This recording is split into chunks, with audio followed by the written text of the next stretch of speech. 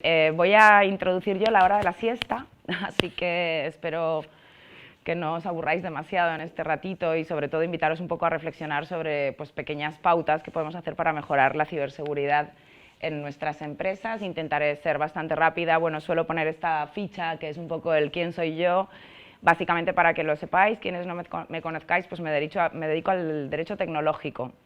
¿Qué es esto? Pues toda la parte jurídica, ¿vale?, de la innovación tecnológica y pues de la seguridad de la información, protección de datos, toda la parte de cumplimiento legal en las webs, etcétera, etcétera.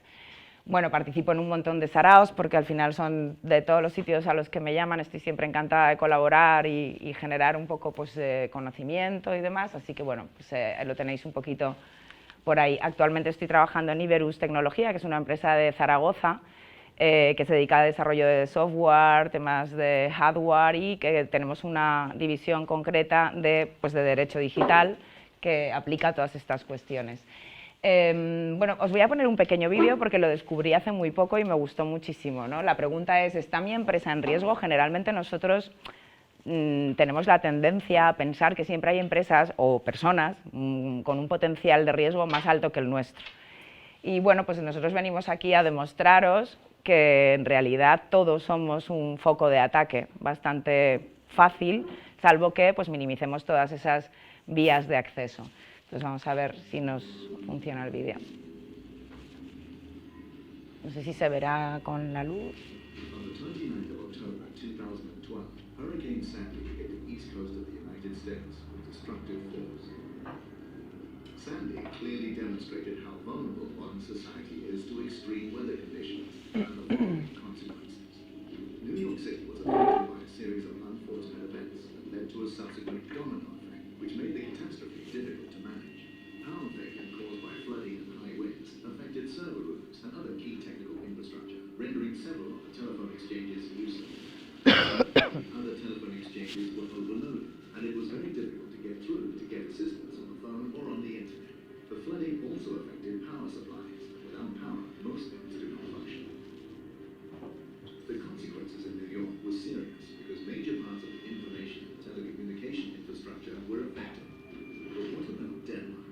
How secure was our ICT infrastructure when a disaster strikes? Today, computers control all the important functions in Danish society. And this trend will only increase in the future. Natural disasters are just one threat among many. In 2011, a hacker attack on the Danish labor union 3F almost resulted in unemployment benefits to 3F members being withheld. In 2012, the Dutch telecommunication provider KPN was subject to a hacker attack that nearly shut down their 112 emergency service. These are not isolated incidents. It would take less to put down your institution or your business computer systems than you might think. And what is worse, a virus or a functional error can spread to other important functions in society. Imagine a Denmark where suddenly no one could use credit cards, where electronic salary payments are brought to a standstill, where traffic lights do not function, where the water supply is shut off, where the 112 emergency service is out like the rest of the telephone system, or just if the power is out. And this all due to negligence in your institution or business. The Center for Cybersecurity under the Danish Defense Intelligence Service advises you to carry out a thorough risk assessment concerning the ICT infrastructure of your institution or business, including your dependence on cybersecurity. Make an emergency plan and ensure that everyone has access to it. Also, when the power is out, ensure that your hardware is stored at a secure site. Teach your colleagues how to use the internet and general ICT infrastructure in a secure way, and never compromise ICT security or cybersecurity. The most important institutions and businesses in our society are especially at risk, and they have a particular responsibility. Therefore, you can now get assistance from the Center for Cybersecurity under the Danish Defense Intelligence Service. Bueno, obviamente este es del Instituto de Defensa de Dinamarca, simplemente el vídeo me gustó por el parangón que hacen con las catástrofes naturales, ¿vale? Que es algo que nosotros podemos ver como más a la mano, más pues en las noticias. Sin embargo, bueno, también en España tenemos el Instituto Nacional de Ciberseguridad y muchísimas organizaciones dentro de los institutos gubernamentales que también hacen este tipo de vídeos y de programas divulgativos. De lo que se trata también es de saber hasta qué punto en la empresa podemos incurrir en riesgo, y en riesgo económico e incluso reputacional, si sufrimos un ataque o un robo o una fuga de información, y sobre todo, y lo más importante, que es lo que yo quiero evidenciar, cómo tenemos que concienciar hasta el último eslabón de cada uno de los empleados en nuestra empresa de que esto es realmente importante.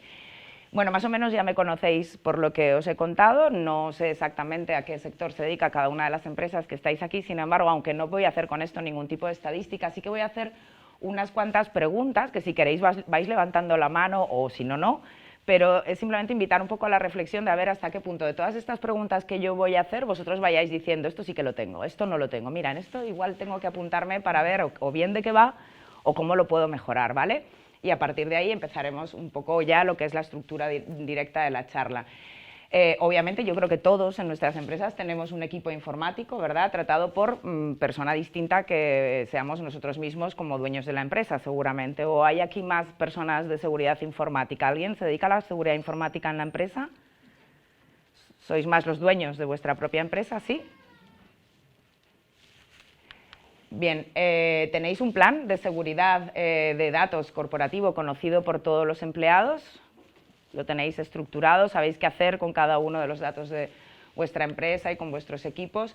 Esto es muy habitual, vuestros propios empleados utilizan dispositivos móviles, ya sean móviles o tablets, es decir, dispositivos móviles en general, para su uso corporativo, o bien los propios móviles personales para uso personal o los de la empresa para uso personal.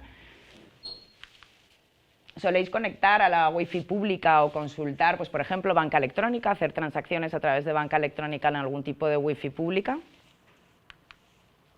¿Tenéis instalado el correo electrónico del móvil en el trabajo? Esto es muy habitual, ¿sí o no? ¿Me podéis contestar? Estamos charlando. Alguien que diga, no, yo no me conecto el correo en el móvil, o todos tenemos el correo electrónico en el móvil. Todos tenemos el correo electrónico en el móvil, es muy fácil que tengas un empleado que lleva su propio móvil y se pone su cuenta de correo de la empresa en el móvil, ¿no? Bueno, pues estamos buscando un poquito esos vectores, ¿vale? Gestión de redes sociales corporativas, alguien que lleve las redes sociales de la empresa y por tanto lleva también la voz, ¿no?, la voz y la imagen de la empresa a través de determinadas redes sociales. Obviamente estamos hablando de seguridad, será también en función de cómo lo tengan, cómo se tenga configurado. Cuando enviáis archivos por correo electrónico, cualquier tipo de documento, ya sea una factura, ya sea un contrato, ¿lo soléis enviar cifrado o va en plano?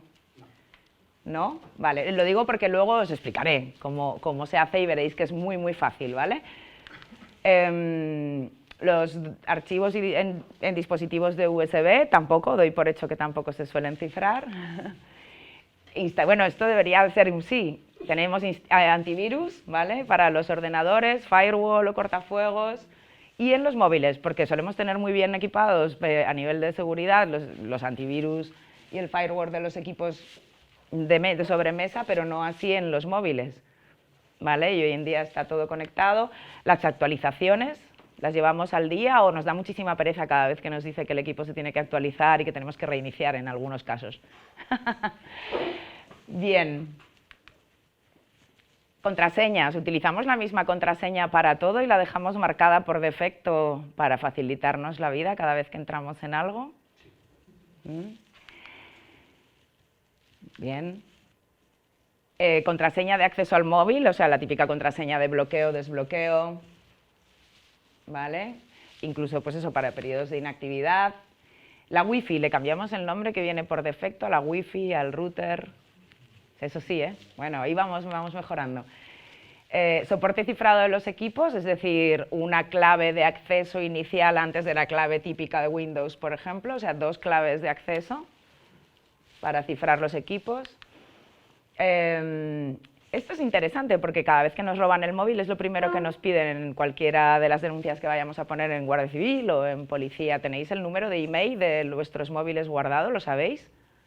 ¿Qué es email? Cada uno de los teléfonos nuestros tiene un número de email determinado. Obviamente no lo podemos llevar en la cartera ni en un POSIT, pero deberíamos guardarlo en algún lugar seguro y tenerlo. Suele venir en la tarjetita.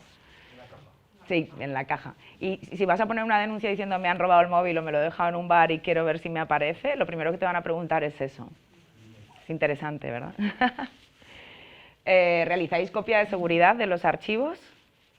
Esto, si cabe, es lo más importante, ¿vale? De los archivos y de los propios dispositivos móviles, porque no olvidemos que, pues bueno, lo que decía antes, todos los archivos y los documentos que podemos tener en un ordenador parece que todavía lo estamos protegiendo más, pero nos olvidamos de los móviles.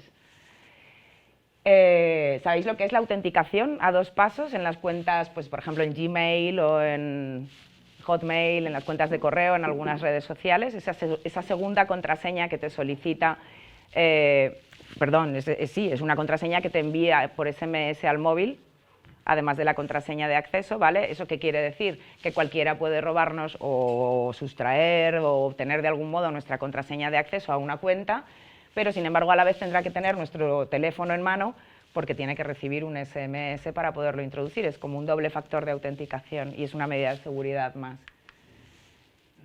La geolocalización.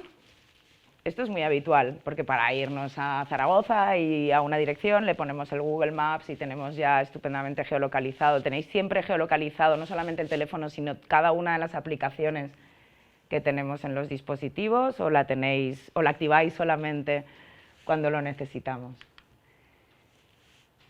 La previsualización de los SMS y de los WhatsApp también es una arma en nuestros propios móviles que da muchísima información sobre nosotros, ¿vale? Simplemente os estoy lanzando preguntas, ¿vale? Y ya ahora sí que vamos a empezar. Bueno, yo creo que somos todos conscientes de que vivimos en una sociedad hiperconectada, ¿de acuerdo? Que la información circula a velocidades de vértigo. En las empresas prima lo que he colocado en esa primera línea, es decir, ser eficientes, ser productivos.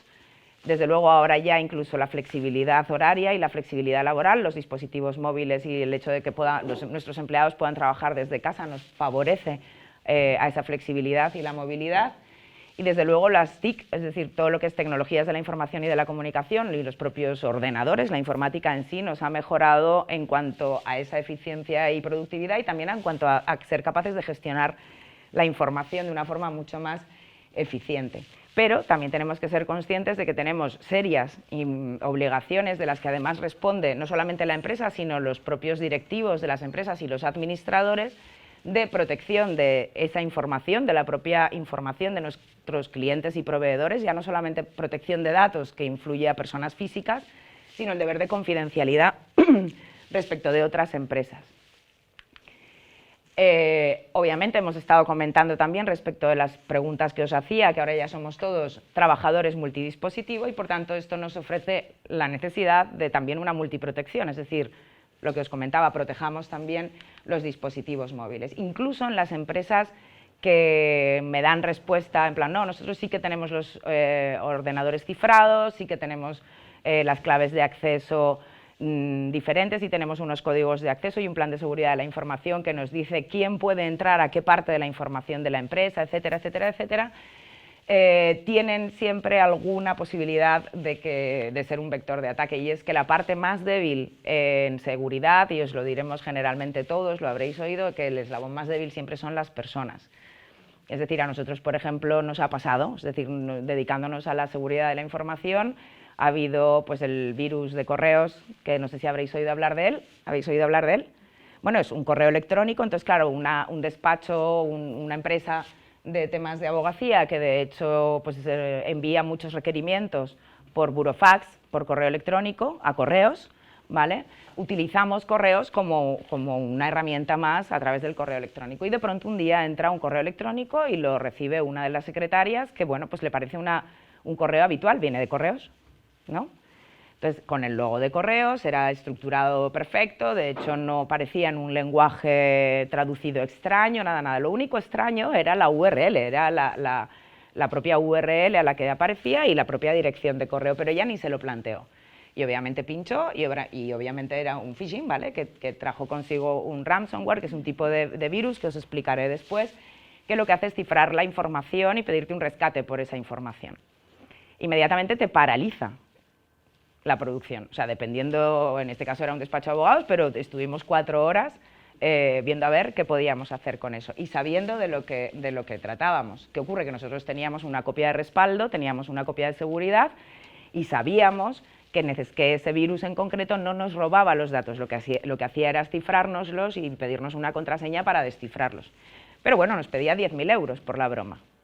Claro, nosotros no lo pagamos, articulamos toda la parte de la vía de respaldo porque teníamos la copia de seguridad, pero ha habido mucha gente que para recuperar su información pues ha procedido al pago. ¿Qué ocurre? Que ha habido muchos casos, que no ha sido el de Correos en todos los casos, pero ha habido muchos casos en los que, aun pagando, verde las han segado, o sea, no te devuelven la información, ¿no? Entonces, bueno, ¿qué ocurre detrás de todo eso? Pues que puede haber clientes que si esa información, como en el caso de Ashley Madison, pues llega a mayores, pues puedan hacer una reclamación importante porque sus datos, cuya obligación de protección es nuestra y de confidencialidad, están circulando por el ciberespacio.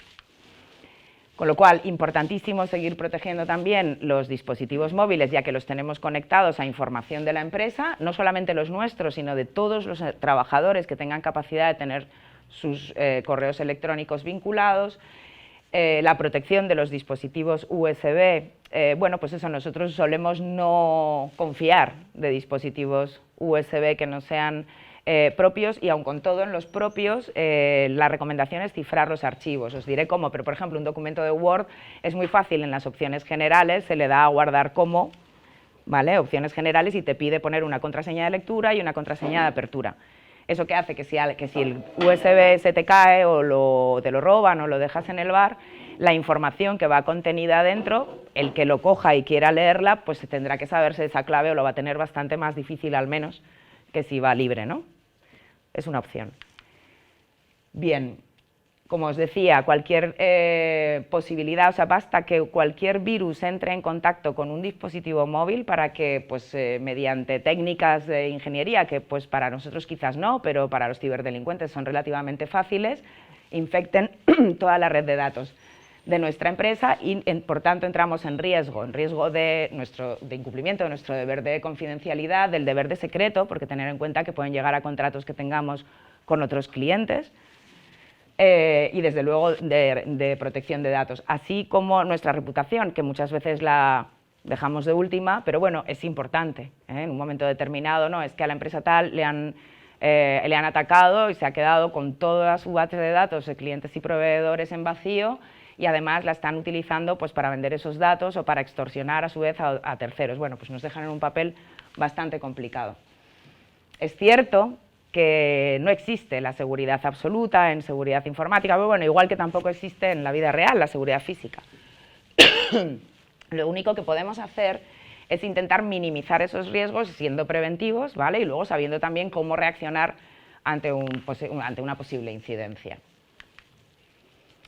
He sacado unas diapositivas, pero me gusta siempre dar algún tipo de cifra. Estos son de los últimos estudios que se realizó por ONSI y por INCIBE, el Instituto Nacional de Ciberseguridad. Fijaros que en las estadísticas se dice que más de un 40% de los encuestados, mayoritariamente empresas, no utilizan medidas de seguridad activas porque cree que no son necesarias. Es decir, aprendemos a golpe de sanción o de robo. ¿Vale? Es decir, solamente cuando de pronto nos han robado la información o hemos tenido una fuga importante o nos cae una sanción de la Agencia de Protección de Datos o una demanda bonita de responsabilidad civil con una importante cuantía porque alguien se ha sentido afectado en sus derechos de confidencialidad, de secreto y demás, es cuando empezamos a reaccionar. Aunque con todo, bueno, esto va bastante en aumento. Mucho más grave todavía es que no se utilicen contraseñas, hablamos de un 54% de los encuestados. Y, desde luego, bueno, un 45% no cifran los documentos y los datos. Este porcentaje no me parece del todo bajo, porque yo creo que todavía se está empezando a concienciar en estos temas. Solo un 12,5%, bueno, solo un 12,5% reconoce o no sabe cómo tiene la Wi-Fi, si está o no protegida, si le ha cambiado o no la contraseña de acceso, y desde luego es una vía de apertura a nuestra información. Solo un 8,2% tienen cifrados el software de sus equipos. Y bien, bueno, esto ya es un tema de redes sociales, que bueno, empieza a ser ya bastante grave. A mí sí que me resulta un 26,4 en cuanto a exposición de datos privados en redes sociales. Es importante porque a través de ahí tenemos un canal abierto a dónde estamos, en qué nos manejamos y cómo pueden acceder a través de las redes sociales a nuestros propios dispositivos. Volvemos con el tema de la wifi, era simplemente por haceros un tal, bueno. Entonces, bueno, como os decía, daños propios que se producen en el momento de sufrir un ciberataque a la propia empresa, pues que de momento nos imposibilita continuar con la producción o con el funcionamiento normal de nuestra oficina, nos imposibilita, por tanto, cumplir obligaciones dependiendo de lo que nos dediquemos. O sea, pues si quizás teníamos que entregar un contrato o una obra hoy, quizás teníamos que enviar a un transporte y, desde luego, como lo tenemos todo informatizado y los equipos están paralizados, pues no podemos cumplir esas obligaciones. Hay obligaciones que todos sabréis que además tienen cláusulas penales, es decir, si no cumplimos se nos aplican determinadas penalizaciones, luego va todo en cadena, ¿vale? Y, desde luego, cuando hablo de víctimas de delito de extorsión es como el ejemplo que os ponía antes, es decir, si nos piden dinero para recuperar nuestra propia información, realmente nos están situando en una posición pues difícil, ¿vale? Y nos están extorsionando a cambio de dinero, cosa que podemos evitar. Y luego, desde luego, frente a terceros, pues bueno, incumplimos la normativa de protección de datos personales, en el caso de datos personales y de consumidores, de violación del deber de secreto, y también podemos entrar... Ay, perdonadme. No, pensaba que... Sí, es mío. Perdona. Es que si no va a estar pitando esto todo el rato.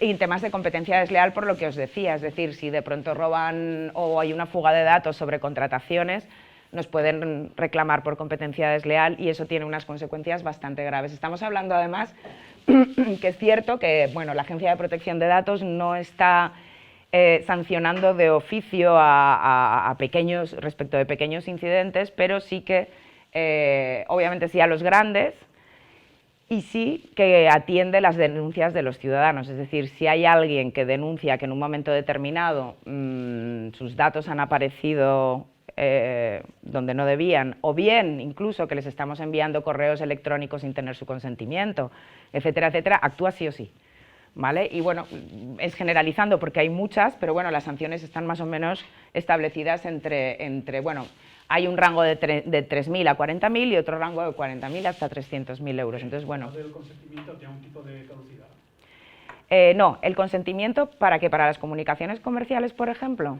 Sí, o sea, para tú enviar un correo electrónico tienes muchas opciones, es decir, que alguien yo te digo, mándame un correo electrónico, lo que tú me tienes que dar luego la opción siempre a darme de baja en el propio correo electrónico, en la firma, cuando dice este correo es personal, y luego debajo, si quiere manifestar su derecho de oposición, dese de baja aquí, ¿vale? Y esa baja debería ser automática, además se tiene que formalizar, porque entonces sí que se puede reclamar. Por ejemplo, de estos que cogen y te piden que pongas un usuario y una clave cuando entras, ¿te acuerdas del usuario y clave Sí, que tenías? ¿Qué te vas a acordar?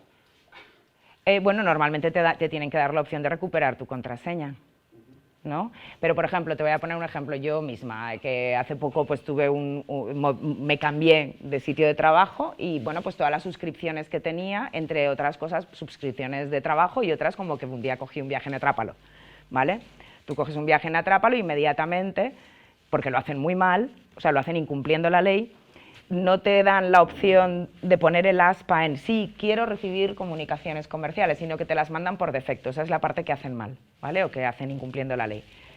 Entonces, a mí me obligan a que, como no quiero recibir cada 2x3 su newsletter y su información comercial, a darme de baja. Pues me fui a dar de baja y llegas allí y te empiezan a preguntar ¿por qué? Punto número 1, la ley te dice que no tienes que preguntar por qué, me quiero dar de baja y punto.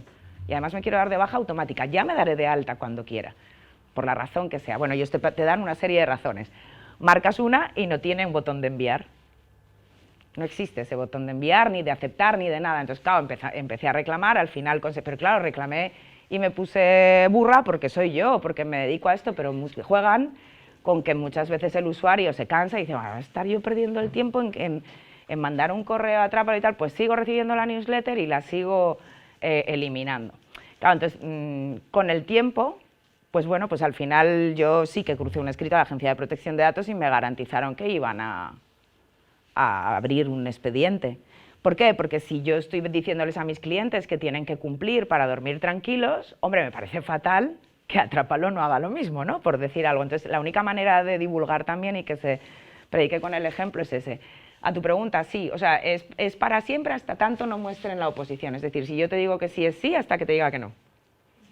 ¿Vale? Más o menos. Vale, y si estás en el otro lado, ¿cómo conservas documentalmente que tienes ese consentimiento? Claro, lo tienes que conservar. De alguna manera el consentimiento siempre va ligado a un fichero de datos. Es decir, si por ejemplo ha sido a través de la web, yo me registro en tu web y tú me dices si quiero recibir tu newsletter o tus correos electrónicos. ¿Quiere usted recibir comunicaciones electrónicas de mi empresa? Sí. Eso lo tienes que tener automatizado con un fichero de datos que te diga en qué día, hora y qué nombre, apellidos y qué correo electrónico de esa persona te lo ha dado. Y además eso lo tienes que tener automatizado también para la baja. Es decir, que de la misma manera que te ha creado un Excel, por decir algo, un fichero de datos del alta, cuando esa persona te diga que no, te lo saque de ese fichero. ¿Vale? Bueno, hablamos de virus siempre con carácter muy general, de lo que normalmente se llama malware, o sea, de todos los posibles bichitos. Me encanta esta presentación que la cogí también de la Oficina de Seguridad del Internauta, porque bueno, nos va dando además, pues con el dibujito, no solamente qué tipo de información le gusta a cada uno de los virus informáticos, sino por dónde entran, cómo es... cuáles son sus lugares de residencia y lo que ellos llaman aficiones, ¿vale? Normalmente, y es lo que con nivel muy divulgativo y muy general nos debemos quedar, es que desde luego a los virus, que esa es esta parte la más divertida, no les gustan las actualizaciones de seguridad, no les gustan los antivirus, o sea, no les gusta nada que les ponga una puerta que les impida de alguna manera el acceso. Por eso es importante actualizar. Las actualizaciones son importantes porque generalmente lo que traen consigo es el parcheo o la mejora, digamos, de alguna vulnerabilidad que haya sido detectada en su desarrollo o en su funcionamiento. Entonces, cada vez que nos llega una actualización es porque siempre algo que iba mal están intentando mejorarlo, ¿de acuerdo? Y desde luego ser cautelosos y precavidos. Hay distintos tipos de virus, aquí simplemente pues, os voy a hacer una cita, pues por ejemplo, cuando hablamos de troyanos, es pues eso, un virus que de alguna manera se instala en nuestros equipos y pues puede llegar a adquirir el control remoto del equipo. Eso quiere decir que puede hacerse con nuestra información, incluso con nuestra información bancaria, depende cómo tengamos configurado, ¿vale? Normalmente entra a través de correos electrónicos o de programas que resultan aparentemente inofensivos, por eso se llama troyano, ¿vale? Porque de alguna manera va disfrazado. El gusano es un virus que bueno, pues odia los cortafuegos y también el antimalware en general, y los chats seguros. Generalmente viene a través pues, bueno, pues de redes no tan seguras y directamente de Internet. Este virus tiene la capacidad de copiar ficheros y, bueno, desde luego también, por tanto, como está constantemente trabajando, digamos, por detrás, pues consume bastante memoria de los equipos, que hay veces que solamente detectamos eso y no sabemos lo que pueda estarse produciendo. El llamado spyware es un virus espía, ¿vale? Que lo que consigue es copiar información y transmitirla a un equipo externo que la pueda estar utilizando, sin nuestro consentimiento, obviamente, ¿vale? Estos son los falsos antivirus. Es curioso, yo creo que estos la gran mayoría los habremos visto, o sea, sobre todo en aplicaciones móviles, ¿verdad? Que suelen venir, tú te descargas una app y de pronto es en plan, ten tu antivirus gratis. Bueno, pues los hay que son reales y que son, bueno, de hecho, hoy tenemos a ese aquí que tiene productos que son reales y que están muy bien, y sin embargo hay otros muchos que lo que te hacen es enmascarar un virus, es decir, descárgate el antivirus y lo que hace es meterte un virus en el teléfono, ¿vale? O a través del dispositivo que sea. El keylogger es un virus que consigue registrar todo lo que tecleemos, con lo cual si nos vamos a que hacemos transacciones económicas a través del móvil, pues bueno, pues también está registrando nuestras contraseñas de acceso a banca electrónica, por decir un ejemplo, ¿no? O nuestras contraseñas de acceso a cualquier cuenta de correo, de redes sociales, etcétera. y desde luego eso que teclea lo transmite a un fichero que es accesible desde otro ordenador, que es el que lo está controlando. Y el ransomware aquí pues es el que os he contado antes, ¿vale? Es el virus que generalmente viene a través de correos electrónicos también y lo que hace es cifrar nuestros archivos o nuestra información y pedir un rescate, chantajeando o extorsionándonos para recuperarlo, dándonos una clave de cifrado. Además es bastante sintomático porque bueno, pues es muy de rescate, en plan, su equipo ha muerto prácticamente y para recuperar los datos tiene que hacer exactamente esto, es un secuestro en toda regla, ¿no? Y bueno, es el que os he hablado antes. ¿Qué podemos recomendaros en plan bastante básico? Yo creo que a raíz de las preguntas ya sale contraseñas seguras. Cuando hablamos de contraseñas seguras, yo siempre digo que casi mejor que sean contraseñas creativas, es decir, es muy difícil con la cantidad de cuentas que tenemos ahora cumplir todo lo que decimos sobre las contraseñas, pero hay que intentarlo, es decir, de hecho, la compañía Splash Data, no sé si os sonará, porque bueno, es una compañía que explota un gestor de contraseñas. Todos los años saca un ratio, una especie de ranking sobre las contraseñas más usadas por los usuarios, que además las proporcionan hackers, ¿vale?, que saben sobre esto y que se encuentran de alguna manera muy fáciles de detectar. Bueno, pues este año yo creo que ha cambiado y password, la palabra password, ha pasado a segundo lugar en el podium, que ha sido desde el principio de la historia, pero es que la primera es 1, 2, 3, 4, 5, 6. Es decir, y quien dice eso, el nombre del perro, el nombre del gato, el nombre de los hijos, cosas muy, muy, muy, muy de cajón, es muy fácil que nos las averigüen. Recomendaciones hay muchísimas, desde luego, cuanto más largas las contraseñas, mejor. Alfanuméricas, con mezcla de mayúsculas y minúsculas. No sé, a mí se me ocurre títulos de canciones, todo junto, pues eso, aquí os ponía el ejemplo de convertir la O en un 4, en un 0, la A en un 4, es decir, por poner ejemplos, ¿vale? Al final nos resulta muy complicado, pero cuando la escribes muchas veces, pues te acostumbras igual y sin embargo estás poniendo una traba, ¿vale? ¿Qué más? No repetir la misma contraseña en las distintas cuentas, porque claro, en el momento en que alguien nos la averigüe, tenemos abierto todo el arsenal de nuestra información. Y bueno, y en su caso, si no, utilizar un buen gestor de contraseñas que nos las pueda recordar, ¿vale? Que también los podemos cifrar y podemos, con sabernos una, vamos a tener todo lo demás. Entonces, realmente mantener las contraseñas y cambiarlas de vez en cuando o periódicamente es una de las recomendaciones fundamentales, además de la autenticación a 2 pasos. Esto es lo que os decía antes, ¿vale? Para cifrar documentos en Word habitualmente. Luego hay cuestiones pues, más complicadas dependiendo qué tipos de archivos de fotos o de WinRAR, pero bueno, para cifrar documentos, que normalmente es con lo que nos manejamos, o sea, un documento súper importante, por ejemplo, es un contrato con un proveedor, que quizás no le demos importancia, pero la tiene, ¿vale? Porque nos estamos obligando y generalmente ahora en los contratos ya ponemos nuestras cláusulas de confidencialidad y protección de datos que nos pasan desapercibidas, pero ahí es donde estamos pecando si luego falla, ¿no? Entonces, bueno, tú le mandas a alguien ese documento por correo electrónico y le das a guardar como opciones generales y te pide aquí una contraseña de apertura y una contraseña de escritura. Quedas fenomenal llamando a tu proveedor o a tu contacto en el proveedor y diciéndole, oye, que te mando el documento cifrado, la clave es esta. No hay nada más seguro que el teléfono ahora mismo para dar una clave, que no WhatsApp, el teléfono. Y entonces, bueno, de alguna manera esa persona solamente sabe esa contraseña. Bueno, a ver, también nos lo podían pinchar, ¿verdad? Pero... No, estoy pensando cómo explicas la clave anterior a una persona. A ver, estamos intentando concienciarnos también. Nosotros tenemos que medir depende de qué personas. O sea, yo, por ejemplo, pues tengo a mi madre encantada con las nuevas tecnologías y hay veces que me dicen, no, pónmelo fácil. Y entonces, bueno, porque soy yo quien soy y soy muy machacona, pero también comprendo que hace falta que llegue un tiempo. Entonces, según quién sea la otra persona con la que estás negociando, te puedes encontrar que le estés poniendo una pega. Pero yo creo que lo que vendes es seguridad. O sea, y si vendes seguridad, vendes reputación. O sea, de alguna manera le estás garantizando que este documento para ti es muy importante con él y que simplemente le estás diciendo que solamente lo va a poder leer él. Luego ya cada quien que haga lo que sea, yo te estoy dando una recomendación, ¿vale?